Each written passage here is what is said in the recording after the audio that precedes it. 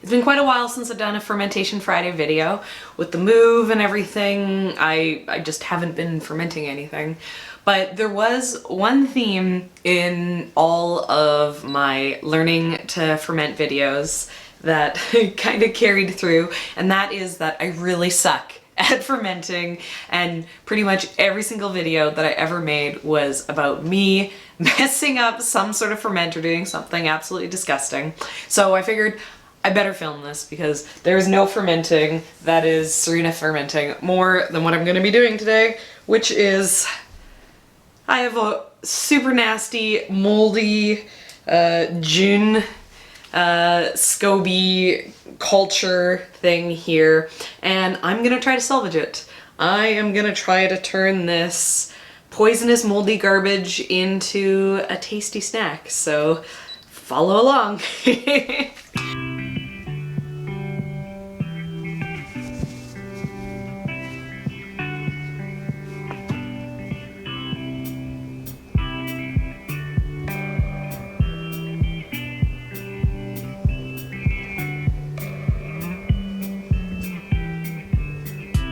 So the plan here with my nasty moldy kombucha, or June, is that I am going to try to salvage it by picking up the scoby, which has the mold growing on it, without contaminating the liquid below as much as possible. The liquid below is going to be pure vinegar. It's, you know, it's going to be really resistant to mold.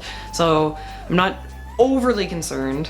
And then I'm going to use it to kickstart some fresh tea. And I'm going to only make a small amount. And what I'm gonna do with that small amount is I'm gonna grow a fresh scoby, and I am going to get some fresh starter and then dump most of it and then use that to then start a new culture. So I'm basically gonna try to get a couple steps away from the mold to try to get it to a clean, happy, you know, fermentation culture again. I think that it should be fine. I think that, you know, I did those experiments before where I tried to get mold to grow, and having, you know, a nice strong starter was good enough. And so I'm hoping that that's what I'm gonna be able to do here today.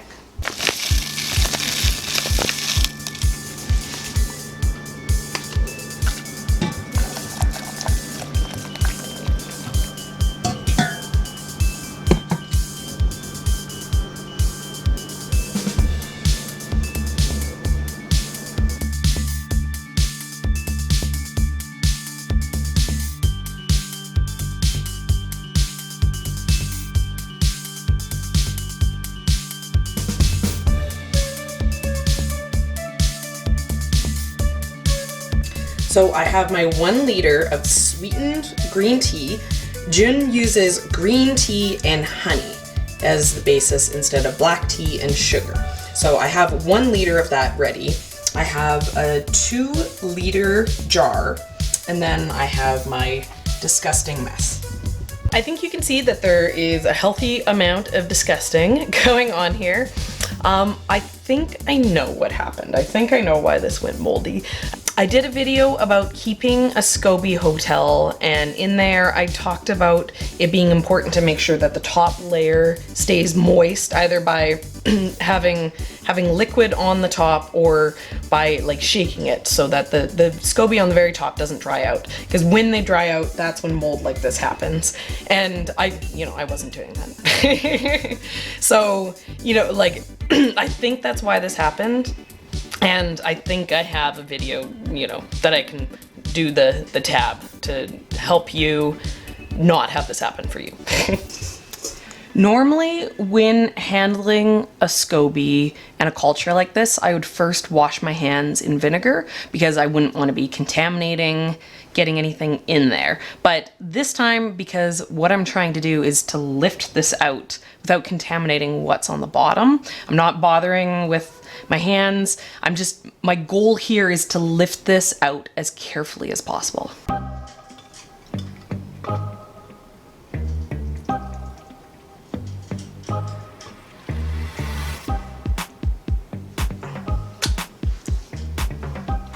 that went pretty good.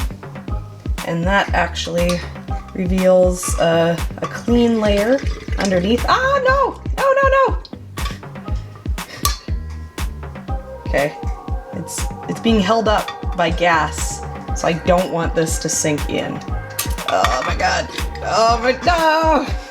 I'm failing at my goal of, okay. Oh my god, it weighs 1,000,000 pounds. Oh, I think I have it. Oh, yay! Oh my god. Okay. And now I have a tiny little bit of weird, funky vinegar in the bottom there. I don't want to just pour this out because I don't want this. I don't want to tip this and pour this into the container because there's mold up at the top of the container. And I'm trying my best to not contaminate the liquid at the bottom. I'm trying to expose it to the least amount of mold possible. So I'm gonna be just scooping this out. Here, let's taste this. Let's see if it tastes moldy.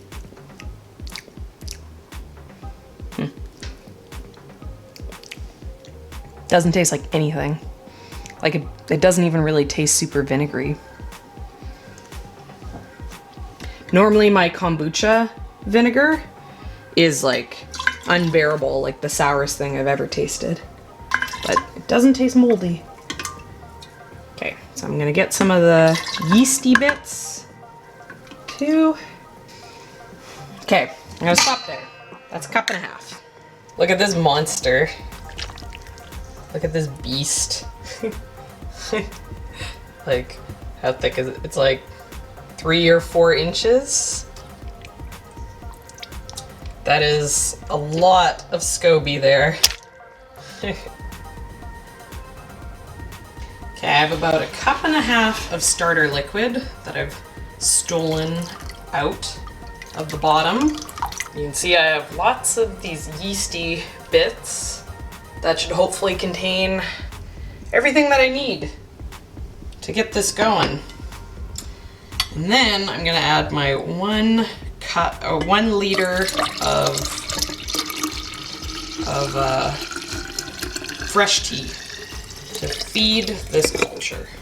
And then we cover this up and we cross our fingers that it all works out. And now we wait.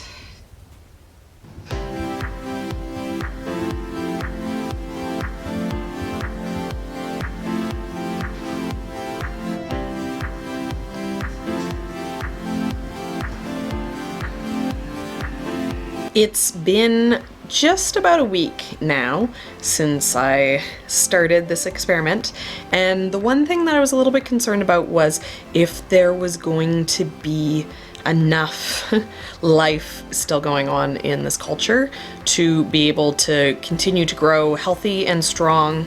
I'm pretty confident in doing the multiple steps to get away from the mold, and then the mold not being an issue, but I knew this first week was gonna tell me if I was gonna be able to salvage this or not. And a nice, strong, healthy scoby has grown. Looks a little bit weird because after 3 days I moved it, and I didn't think there was any scoby there, but when I moved it, there was a layer and it sunk down, and then a new, stronger layer grew on top of that. So there is a little bit of weirdness going on in there, but completely normal, something I'm completely happy with.